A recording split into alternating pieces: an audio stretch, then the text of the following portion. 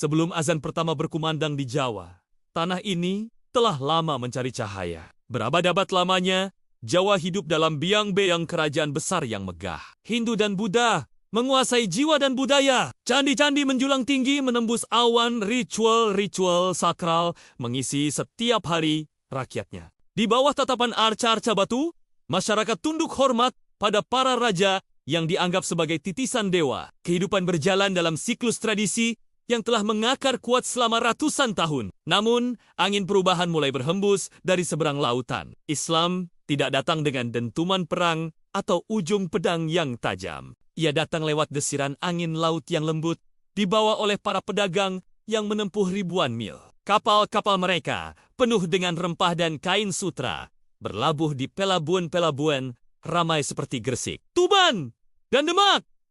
Di sanalah pertemuan pertama terjadi. Para pedagang dari Arab, Gujarat, dan Persia ini bukan hanya berdagang. Mereka berinteraksi dengan senyuman, membantu rakyat kecil yang kesulitan, dan berbincang dengan tutur kata yang santun dan penuh hormat.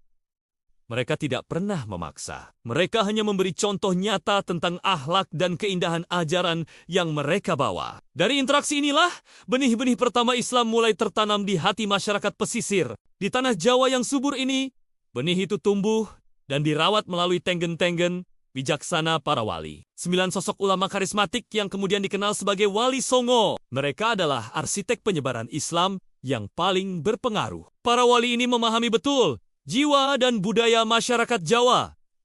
Mereka tidak datang untuk menghancurkan, melainkan untuk merangkul. Sunan Kalijaga menggunakan wayang kulit sebagai media dakwah, menyisipkan nilai-nilai Islam dalam kisah-kisah pewayangan yang sudah dicintai rakyat. Sunan Bonang menggubah alunan gamelan, menciptakan melodi-melodi syahdu yang menenangkan jiwa, sekaligus mengajarkan tauhid. Sunan Giri mendekati anak-anak, mengajari mereka permainan dan tembang-tembang yang mengandung ajaran agama. Sementara itu, Sunan Ampel mendirikan pesantren, pusat pendidikan yang mencetak kader-kader dakwah baru. Mereka mengajarkan Islam lewat seni, bahasa, dan kearifan lokal. Islam tidak menghapus tradisi. Islam datang untuk menyucikannya, memberinya makna baru yang lebih dalam. Dari dakwah yang tulus, lahirlah sebuah kekuatan baru. Dari iman yang kokoh, lahirlah sebuah kerajaan. Kemunculan Kesultanan Demak menjadi tonggak sejarah yang monumental. Inilah kerajaan Islam pertama di tanah Jawa.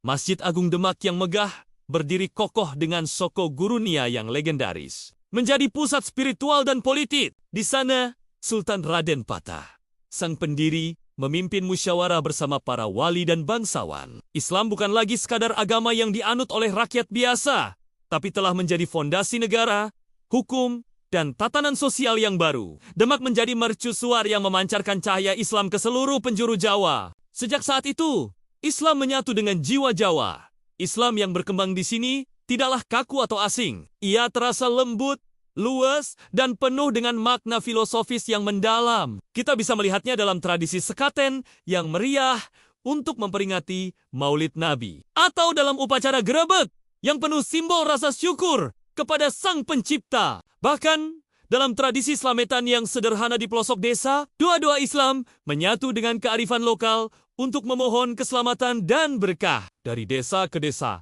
dari lisan ke lisan, dari generasi ke generasi, Islam telah menjadi bagian tak terpisahkan dari denyut nadi kehidupan masyarakat Jawa.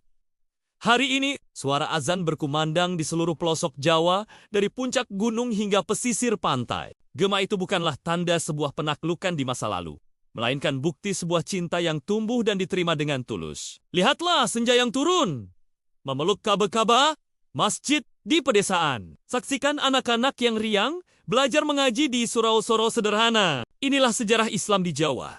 Sebuah kisah tentang cahaya yang datang dengan damai, tumbuh subur bersama budaya, dan akan terus hidup selamanya di dalam hati. Jika sejarah ini menyentuh hatimu, jangan lupa untuk membagikannya. Sukai video ini, dan tinggalkan komentarmu di bawah, agar cahaya kebaikan ini bisa terus hidup dan menyebar lebih luas lagi. Terima kasih sudah menonton.